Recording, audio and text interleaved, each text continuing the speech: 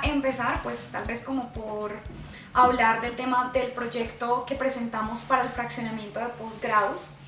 Este es un tema que ya se ha venido discutiendo tanto en el Consejo Académico como en el Comité Nacional de Matrículas,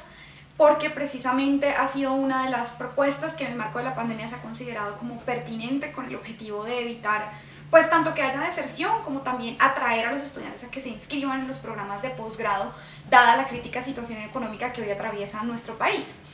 En esa medida, pues nosotros presentamos, junto con el equipo de trabajo del grupo de trabajo Lo que nos une, presentamos una propuesta para solicitar que se legalice un pago fraccionado de las matrículas académicas para los posgrados de la universidad. Eso actualmente ocurre con las matrículas de pregrado en las sedes de Bogotá y en la sede de Medellín. Sin embargo, no aplica en la sede Palmira y en la sede Manizales, a excepción de este semestre. O sea, anteriormente ya existía fraccionamiento para pregrado, pero solo en Bogotá y en Medellín. Ese es uno de los puntos que queremos tratar en el superior, que se extienda ese fraccionamiento de matrícula para pregrado a la sede Palmira y a la sede Manizales. No entendemos por qué puede haber un tratamiento diferencial o por qué los estudiantes de unas sedes tienen unos derechos que los demás no tienen, y desde nuestra perspectiva, pues si se puede en una sede también se puede en otras. Especialmente la sede Manizales recibe ingresos importantes por extensión e investigación, y en esa medida creo yo que es completamente viable. Entonces, eso es lo primero, sobre el tema de fraccionamiento de pregrado para todas las sedes, no solamente para Bogotá y Medellín, sino Manizales y Palmira. Y el segundo tema que está y que ya digamos que sí requiere un proyecto de acuerdo porque no está reglamentado a diferencia del fraccionamiento de matrícula de pregrado, tiene que ver con el fraccionamiento de matrículas de posgrado. Ahora sí, nosotros hicimos este proyecto que les presentamos a ustedes en la agenda que se envió por parte de la Secretaría General, y tenemos una justificación importante que tiene que ver con la tasa de desempleo más alta que se ha registrado en Colombia recientemente, en noviembre un 14.7%, y siempre ha sido mayor en el caso de la juventud, en donde ha estado hasta 12 puntos porcentuales por encima del desempleo general de toda la población colombiana. Y en esa medida, pues creemos que esta es una opción que nuestra universidad debe contemplar, ya que las matrículas del posgrado siguen siendo igual elevadas, en varios casos 6, 7, 5 salarios mínimos, y en esa medida pues creemos que fraccionarla, pues primero puede permitir una facilidad para que los estudiantes, pues uno, no deserten, y dos, se inscriban en los programas de posgrado, y digamos que no incide de forma determinante en el presupuesto de la universidad, porque igual estamos hablando de que los ingresos pues se van a recibir, y digamos que contablemente vamos a recibir el mismo monto para el funcionamiento de las facultades. Además, recordemos que anteriormente la matrícula de posgrado estaba, digamos, por default dividida en dos pagos: los derechos académicos y lo que no son derechos académicos. Antes se hacían dos pagos, digamos que facilitando un poco el pago de las matrículas por parte de los estudiantes de posgrado. En este momento eso no es así, se tiene que pagar toda la matrícula de un solo golpe, así que lo que nosotros y nosotras queremos proponer es que esta matrícula se pueda dividir en tres pagos, como se hace actualmente en el pregrado, sin que implique, por supuesto, cobros de intereses, con el objetivo pues de que podamos darle más garantías a los estudiantes de posgrado, y porque, como les decía, este es un mecanismo que se usa mucho en el pregrado para evitar la deserción, y creo que puede ser una herramienta muy útil para los posgrados. Hasta ahora, pues supongo yo que nosotros llevamos esto al Consejo Académico, digamos la representación estudiantil, de la mano del representante de pregrado, Javier Ortiz, y Juan Carlos Rodríguez. Allí también lo presentamos. Hay algunas facultades que señalan que necesitan estos recursos, pero si ustedes revisan, de hecho, creo que esta puede ser un mecanismo incluso para que las facultades puedan retener de alguna forma a los estudiantes que están considerando desertar por el impacto de la crisis económica en sus ingresos familiares. Es decir, termina siendo, digamos que, una medida contraria, porque dicen no aprobamos el fraccionamiento porque necesitamos esos recursos, pero como a los estudiantes les queda más fácil pagar en 3 cuotas diferidas, realmente esa facilidad es la que hace que los estudiantes puedan inscribirse en los programas de posgrado. De otra forma les queda muy difícil, y en muchos casos han desertado, ha disminuido la inscripción de estudiantes de posgrado en este momento actual. Entonces al final termina siendo, digamos que, una medida contraproducente, aún bajo esa perspectiva de que los posgrados son para financiar a las facultades, cosa que por supuesto pues nosotros no compartimos y nos preocupa, que a diferencia de la extensión, los posgrados y son una de las formas que toman los fines misionales de docencia e investigación, no se observa bajo la misma lógica de la extensión, de donde por supuesto provienen recursos, y eso pues está bien que nuestra universidad se conecte con la sociedad vía ese fin misional. Pero en el caso de los posgrados, desde nuestra perspectiva, esta puede ser una medida que incluso ayuda a que los estudiantes no deserten, a que finalicen sus programas académicos, y puede tener incluso impactos positivos para las facultades, evitando que los estudiantes pues abandonen sus planes curriculares. Nosotros enviamos esta solicitud por el correo masivo y recogimos más de 2000 firmas de estudiantes de posgrado y de pregrado que pues de alguna forma aspiran a ser estudiantes de posgrado de nuestra universidad y que quisieran contar con este apoyo, con este respaldo por parte de nuestra institución para evitar desertar. Si antes esta propuesta tenía fundamento o era necesaria, era pertinente, creo yo que en el marco de la crisis económica actual que vive nuestro país es fundamental que nuestra universidad considere esta propuesta y pues que la apruebe. Creo que es una buena idea para este Consejo Superior Universitario y en el marco de esta situación actual. No sé si hacemos una pausa acá y discutimos ese punto, porque lo que sigue tiene que ver, digamos que no son asuntos para decisión, sino asuntos para información del Consejo Superior. Entonces no sé, secretaria, si sea lo mejor o si termino todos los puntos de la representación estudiantil en esta intervención. El presidente es el viceministro, Jennifer, presidente del Consejo Superior. O el viceministro. No, yo te invitaría, Jennifer, a terminar todos los puntos. Ok. Bueno, está bien. Los puntos que siguen son asuntos de información, porque este es el último Consejo Superior Universitario Ordinario en el cual yo haré parte, porque se han convocado elecciones para la representación estudiantil ante el Consejo Superior Universitario. Se van a llevar a cabo el 20 de mayo y en esa medida, pues digamos que esta es mi intervención de despedida y yo cuadré 2 puntos que considero fundamentales para este Consejo Superior.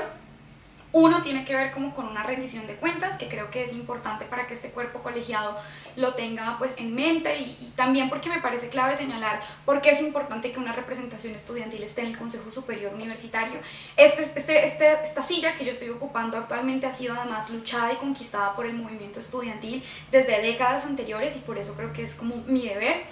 Y en segunda instancia quiero como plantear algunas ideas sobre los debates que se vienen en términos de educación superior para el país, porque creo que la opinión de este cuerpo colegiado ha sido faro para todo el debate nacional en torno a estos temas. Entonces, pues yo preparé como una rendición de cuentas, un informe de lo que ha hecho esta representación estudiantil. Obviamente no lo he hecho sola, y esto es muy importante. Yo he trabajado con un equipo tanto de representantes estudiantiles de todas las sedes de la universidad como de estudiantes. Incluso algunas de las cosas que voy a decir acá he trabajado, o digamos que me he apoyado mucho con profesores de nuestra universidad y estudiantes también de otras universidades. Entonces pues quiero señalarles acá, cuando yo me lancé a la representación estudiantil, la principal propuesta que hicimos de la mano de Alejandro Palacio fue la idea de promover un proyecto de ley que permitiera que el presupuesto de las universidades públicas aumentara en un 10% año tras año. Eso digamos que tomó otras formas, porque obvio que un proyecto de ley no se aprueba solamente con nuestras 2 iniciativas, sino que requería un trabajo de toda la comunidad universitaria, y con eso siempre fuimos francos. O sea, nosotros aquí no vamos a hacer cambios estructurales solitos, sino que necesitamos el apoyo de toda la comunidad universitaria, y eso terminó desembocando en lo que terminó siendo, digamos que el proceso de movilización del 2018 y los acuerdos que se firmaron en ese año, que como ya hemos discutido en este Consejo Superior han sido muy importantes. El presupuesto de las instituciones de educación superior, la base presupuestal de cumplirse los acuerdos hasta el 2022, habrían crecido en un 17.7% por encima de la inflación, que es algo que no había pasado previamente con recursos, digamos, recurrentes a la base presupuestal de las instituciones de educación superior. Por supuesto que eso no fue una cosa que hizo solo esta representación estudiantil, sino que lo hicimos con toda la comunidad universitaria, con todas las instituciones de educación superior, pero sí creo que esta representación estudiantil tuvo un papel de liderazgo y de trabajo importante por también llevar propuestas concretas a esa mesa de negociación que se hizo con el gobierno nacional, y también de cara a la opinión pública para explicar los problemas centrales de las instituciones públicas de educación superior, y no solo de las instituciones públicas, sino en general del sistema de educación superior. Entonces creo que eso fue un trabajo importante que vale la pena que este Consejo Superior tenga en mente, porque esta representación estudiantil es clave para nuestra universidad, pero también es clave para todo el movimiento social colombiano y para el movimiento estudiantil y profesoral a nivel nacional, y creo que eso en el 2018 pues quedó muy claro. Consolidamos y apoyamos la constitución de una asociación gremial de los estudiantes, de las representaciones estudiantiles, que se llama la Asociación Colombiana de Representantes Estudiantiles de la Educación Superior, ACRES, en el 2018. Digamos que ya venía con una historia de trabajo previamente, pero fue un actor fundamental a la hora pues, de dirigir, de apoyar, de aportar en ese movimiento estudiantil del 2018, y hoy en día recoge a una parte muy importante de los representantes estudiantiles de instituciones de educación superior públicas y privadas también. Es un actor relevante a la hora de discutir sobre el tema de Colciencia, sobre el tema de Publindex, sobre el tema de la reforma del ICETEX, y también hemos participado en esa mesa de diálogo que se constituyó a partir del 2018 y que va a funcionar hasta el 2022, en donde se han venido tramitando, digamos que, problemas de nuestro gremio. Por ejemplo, lo que tuvo que ver con las becas de los becarios bicentenario, también se ha tramitado por esta mesa de diálogo, las necesidades de matrícula cero, y todos estos temas que han venido surgiendo desde el 2018 se han llevado y se han discutido en esta mesa de negociación por parte de esta representación estudiantil. También hicimos parte de los plantones y de las movilizaciones que promovieron los científicos y las científicas para defender el presupuesto de la ciencia y la tecnología en todos los años que han intentado recortar este presupuesto. Cuando estuve en la representación del Consejo Académico, eso fue con el gobierno del expresidente Juan Manuel Santos, pero también con el gobierno del presidente Duque. Hemos estado en esa lucha por el presupuesto para la ciencia y la tecnología. En el acuerdo que se firmó en el 2018, precisamente este punto se incumplió porque no se asignaron los 300.000 millones de pesos que año tras año se habían acordado para el Ministerio de Ciencia y Tecnología. Entonces, pues hicimos esa denuncia pública, la repito en este Consejo Superior Universitario, no me cansaré de decirlo porque después de eso pues llegó la pandemia y fue más claro que nunca que financiar la ciencia y la educación cuesta, pero pues no hacerlo es más caro, y hoy Colombia pues está pagando los platos rotos de eso. Ya frente a los temas de la universidad, pues ustedes saben que aquí hemos también diagnosticado y aportado en esa discusión sobre cómo es necesario que exista o que la educación se conciba como un derecho fundamental, y eso implica que nuestra universidad en serio sea la joya de la corona. O sea, esta universidad debe, según el decreto 1210, de hecho tiene una labor de liderazgo de todo el sistema público de educación superior. Debería ser una de las prioridades en el presupuesto general de la nación, y este es el momento en el que si ustedes revisan cómo ha variado el presupuesto para la educación superior, los crecimientos más importantes se lo ha llevado, por ejemplo, el ICETEX, mientras que el presupuesto de las universidades públicas ha crecido de forma muy leve y a la base presupuestal solamente gracias al paro nacional del 2018. Y otros objetivos como la financiación del SENA, por supuesto la educación técnica y tecnológica también es importantísimo fortalecerla, pero pues no ha sido un aporte o una apuesta por fortalecer la educación universitaria pública, sino por el contrario, por apostarle al acceso a través del endeudamiento. Hoy, ¿qué es lo que pasa? Los estudiantes se presentan en las universidades públicas, 58.000 personas cada vez presentan el examen de acceso a la Universidad Nacional, pasan 5.000. Y no es porque no sean inteligentes, no es porque no sean pilos, sino porque nuestra universidad, a pesar de que quisiera aumentar su cobertura y tener un papel mucho más destacado en estos temas, pues no puede por las limitaciones presupuestales que son históricas y que ya llevan 25 años. Que de no reformarse la Ley 30 de 1992 van a seguir profundizándose, y ese es otro punto que es clave de esta representación estudiantil y que creo que va a estar en la agenda marcada de aquí en adelante, que es la modificación de estos artículos. Ya en el tema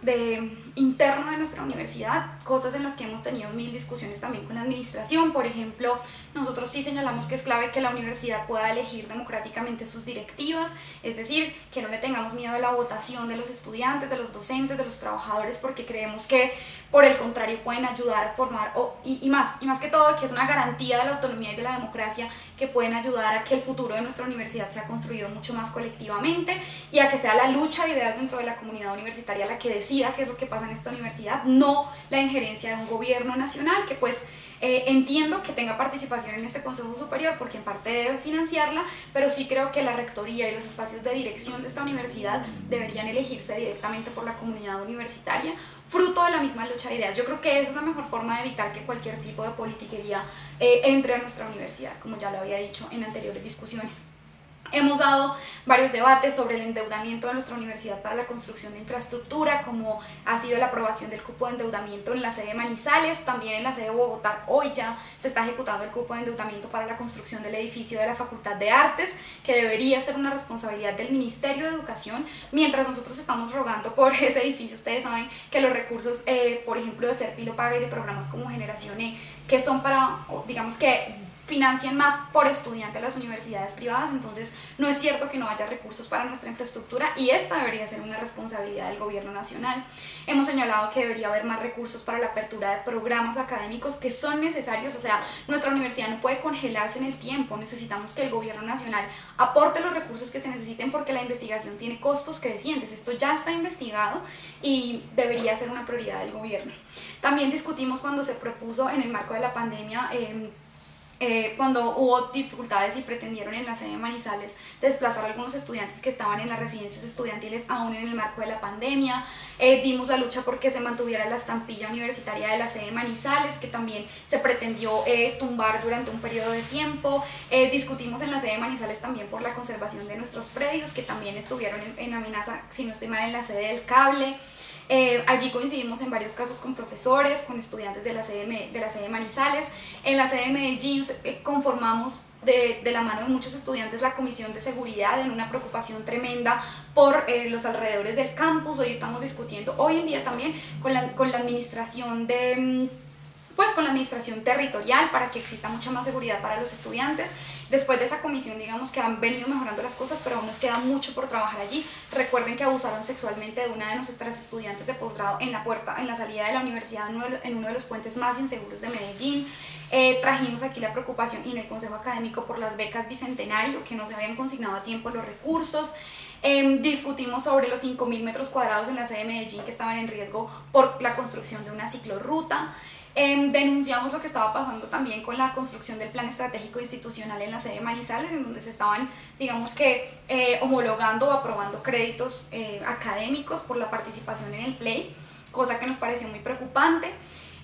También hemos señalado acá que es necesario que haya un seguimiento mucho más claro y una ruta de acción más clara sobre la construcción de la segunda fase del hospital universitario. No se dio el informe en el superior pasado para el presupuesto y digamos el informe financiero del hospital universitario. Sé que se discutió en el consejo de la sede pasado, pero acá en el superior aún no ha llegado y creo que es uno de los temas en los que hay que, digamos, echarle ojo. También en el tema del plan de renovación urbana del CAN, esa fue una lucha en la que yo estuve desde que iba en primer semestre del pregrado,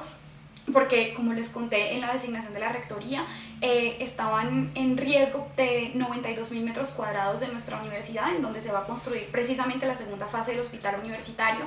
Ahí la representación estudiantil, de la mano con varias directivas, en ese momento también luchamos en contra de que nos quitaran esos predios y de que se modificara el uso de esos predios de nuestra universidad. También solicitamos que la comisión de fracking que se constituyó por la universidad pues fuera construida de una forma más democrática, más transparente, no solamente por parte de las directivas, eso no se tuvo en cuenta.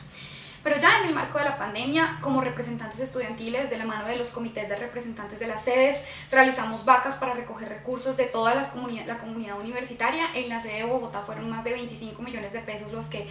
recaudamos y que distribuimos entre los estudiantes que nos solicitaron ayuda como representantes estudiantiles. Hemos promovido ajustes en el proceso de matrícula,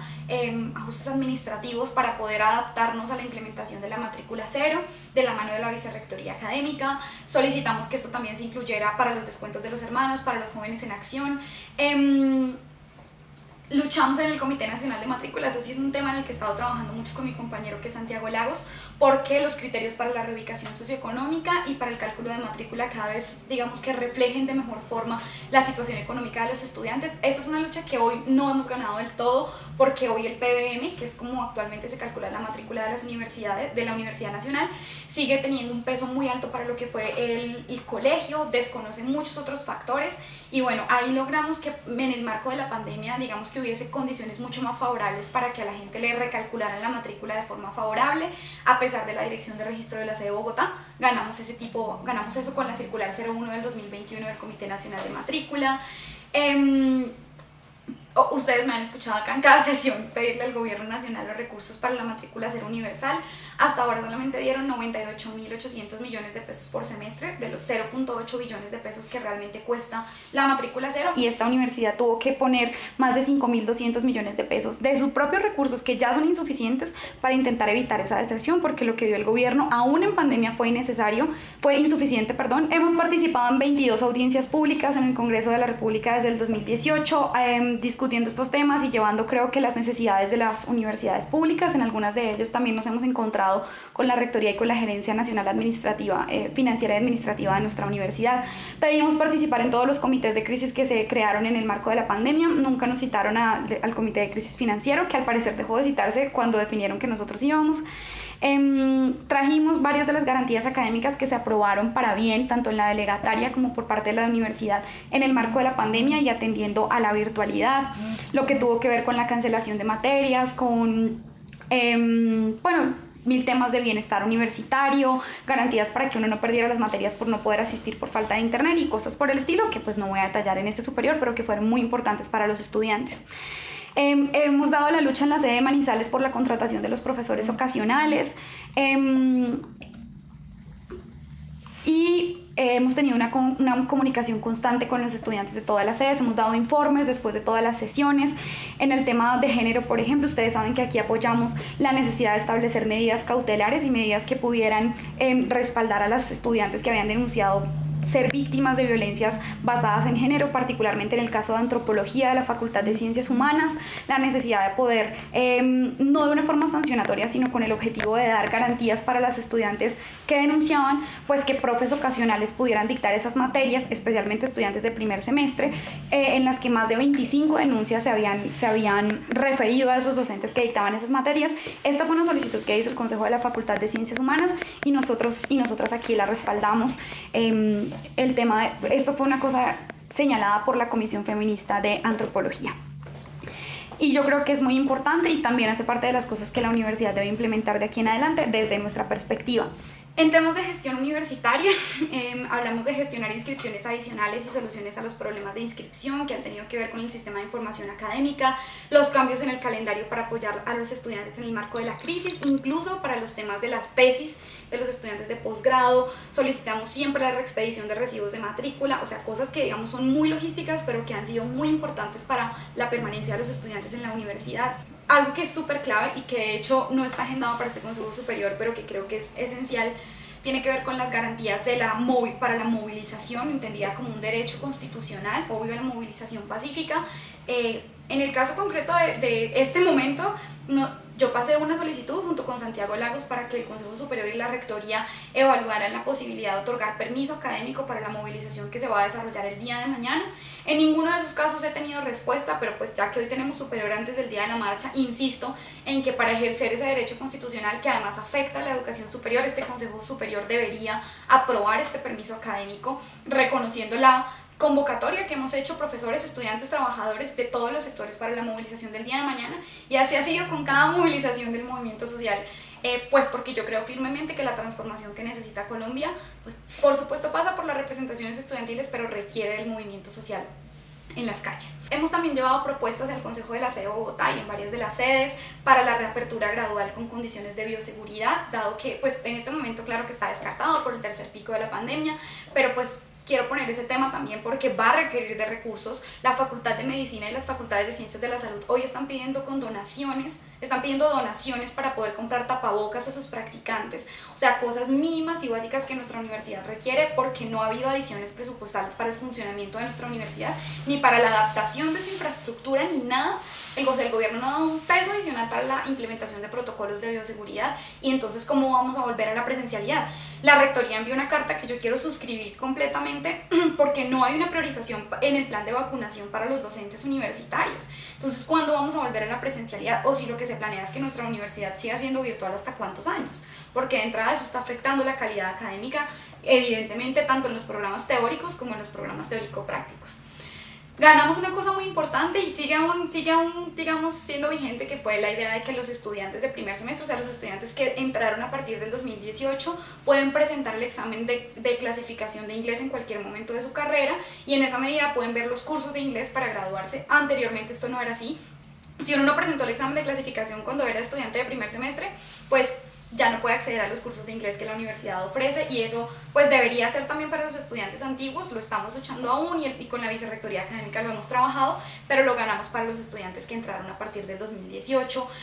Dimos el debate sobre las bases de datos y los recursos de investigación. También recuerdo que en el Plan Global de Desarrollo había un debilitamiento importante para lo que fue UN Explora e Intensive English, que son programas importantes para la segunda lengua de nuestra universidad, y creo que gracias a eso y a los argumentos que presentamos, pues se mantuvo ese programa de Intensive English y de UN Explora, que es muy importante, y es un programa a través del cual los estudiantes nos preparamos para intercambios y aprendemos otras lenguas.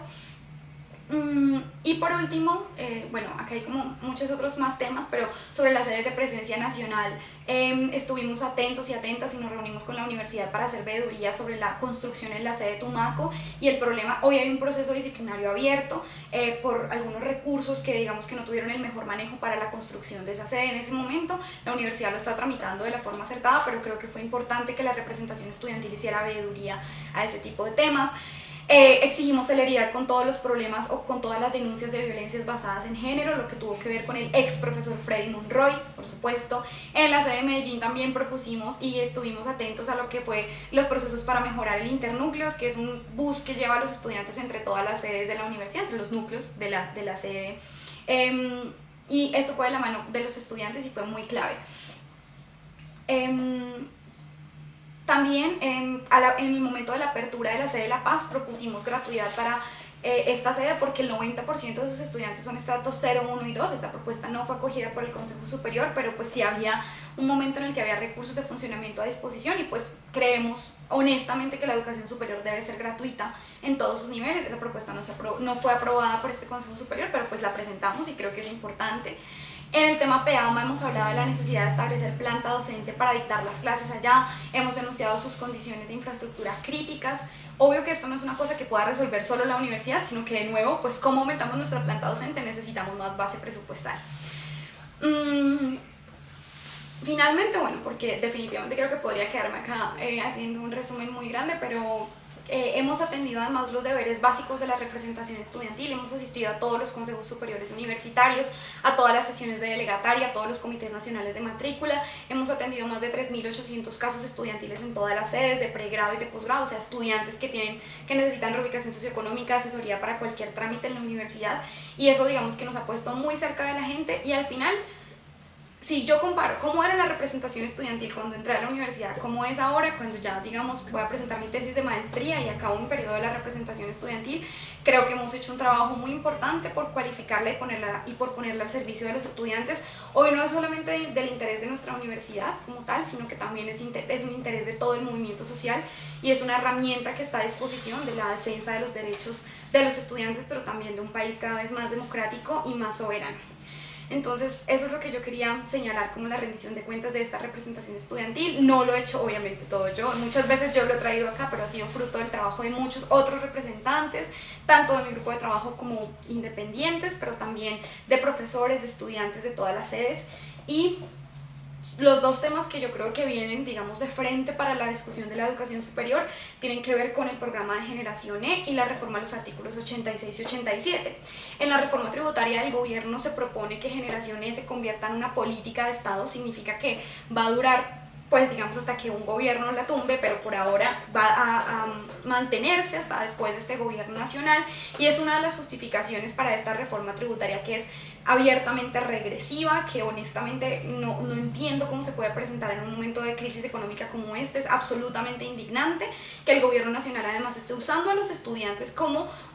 para lavarle la cara a una reforma tributaria tan regresiva como esta. Generación E es un programa que tiene dos componentes: uno que podría llamarse subsidios a matrículas en universidades públicas, que podría mantenerse evidentemente, y la otra línea que es un ser lo paga restringido o reducido, en el cual, igual en todo el programa, las universidades privadas han recibido una mayor cantidad de recursos que las universidades públicas, como lo presenté en la reforma, en el Consejo Superior pasado. Y yo creo que es un error de enfoque seguir hablando de que la forma de garantizar la educación superior es la financiación a la demanda. por todos lados está probado, y esto lo han señalado economistas como José Antonio Campo, que si bien es importante que existan programas focalizados para garantizar becas, lo fundamental es que haya gasto público dedicado a la universalización de los derechos, como es el derecho a la educación superior. ¿Y cuál es el gasto público dedicado a la universalización? El gasto público para la oferta, para las universidades públicas. Si no hubiera sido por el paro del 2018, porque vean los documentos que presentó el gobierno Duque en el 2018, no habría habido aumento de la base presupuestal de las universidades públicas como lo hubo. O sea, no fue una cosa que ganamos, digamos, fácilmente. O sea, nos tocó a la brava ganar eso porque el gobierno no quería financiar a las universidades públicas. Y eso creo yo que es algo esencial. En este proyecto de ley se insiste en que el mecanismo para hacerlo es la financiación a la demanda. Ese es el gran debate en el que estamos hoy, que es un debate en el que pues yo me paro del lado de la defensa de la financiación a la oferta. No estoy en contra de que existan programas de becas, por ejemplo, pero lo cierto es que programas que se gastan 3.7 billones de pesos, como fue Serpilopaga, cuando la base presupuestal de las universidades públicas en ese momento era muy similar, en 600.000 estudiantes, pues creo que el argumento no puede ser falta de presupuesto. Entonces, de entrada, creo que Generación E debe ser un programa que no le ofrece salida a todos los estudiantes y que no debe ser la política estatal para garantizar el acceso a la educación superior. Puede ser un programa complementario, pero creo que el énfasis debe estar en la financiación de las universidades públicas, que el acuerdo solamente lleva hasta el 2022. Y sobre el tema de la reforma a los artículos 86 y 87, esta reforma la reforma tributaria es muy grave, porque lo que establece es que el gasto del gobierno nacional no podrá crecer para personal y para adquisición de bienes y servicios nunca por encima de la inflación esperada, y establece unas excepciones que son los parágrafos mayoritariamente enfocados en el Ministerio de Defensa, en el gasto público militar, pero en el caso de las universidades públicas no hay ninguna excepción, y el artículo 33 es muy claro, dice que los gastos del gobierno para gastos en personal, para bienes y servicios, no van a poder crecer por encima de la inflación esperada, que además siempre es inferior a la inflación observada. O sea, incluso yo creo que esto es tan inconstitucional y es tan ilegal porque ni siquiera, o es peor que incluso la ley 30, o sea, es peor que los artículos 86 y 87 que actualmente rigen la educación superior y que han congelado el presupuesto de las universidades públicas. Y esto empezaría a regir desde el 2022, o sea, abre la puerta además para que se incumplan los acuerdos que se pactaron en el 2018. Estarían en riesgo cerca de 164.000 millones de pesos que van a recibir nuestras universidades a la base presupuestal si se cumpliese el acuerdo. Y no solo eso, si dicen que se va a congelar el gasto público para el personal, pues recordemos que los salarios de los docentes siempre crecen incluso por encima de la inflación, porque hay un componente asociado con la productividad académica de profesores y de trabajadores de las instituciones de educación superior. Entonces es muy crítico que, digamos, va en contra de la educación superior esta reforma tributaria, lejos de ser un argumento para aprobar esta reforma, para respaldarla, aunque diga que va a subsidiar matrículas, porque tampoco hay un compromiso explícito de cuánta plata le van a dar a la matrícula cero, pues que a los estudiantes de algunos estratos y en condiciones que no están establecidas en la reforma, van a recibir subsidios de la matrícula, pero van a tener que igual pagarle la matrícula a la DIAN a punta de IVA, a la canasta básica familiar, a punta de impuestos al transporte público, a punta de impuestos a las bicicletas, a punta de bajar la declaración de renta, el límite para pagar renta. Así que de ninguna manera creo que el gobierno tiene en su perspectiva la reforma a los artículos 86 y 87. De aprobarse este artículo 33 de la reforma tributaria, digo yo, ¿cómo se van a modificar los artículos 86 y 87 de la ley 30 si nosotros queremos que crezcan siempre por encima de la inflación observada? O sea, esto es un congelamiento de los recursos, no solamente es un congelamiento de los recursos para la educación pública, sino que eso se trata de una reducción en términos reales del gasto público orientado a todo lo que no sea Ministerio de Defensa. Entonces, esos son los argumentos que yo también quiero plantearle a este Consejo Superior para que considere otorgar un permiso académico, como lo ha hecho en anteriores ocasiones con otro tipo de situaciones, porque ustedes lo delegaron en los consejos de sede, pero el consejo de sede de la sede de Bogotá dijo que no tenía capacidad para hacerlo. La sede de Medellín y la sede de Palmira sí lo aprobaron, pero en la sede de Bogotá pues siguen insistiendo en que no tienen cómo hacerlo. Pues yo creo que si esta reforma tributaria se aprueba, pues estaríamos en graves líos, en serios líos. Sin ser estudiantes ya en serios líos, porque va contra toda la clase media y la clase baja, pero como estudiantes y como profesores porque también atenta contra el acuerdo del 2018 y abre la puerta a que se congele el presupuesto incluso para el pago de salarios de profesores y de docentes, haciendo que nuestra universidad tenga que rebuscarse esos recursos por otro lado.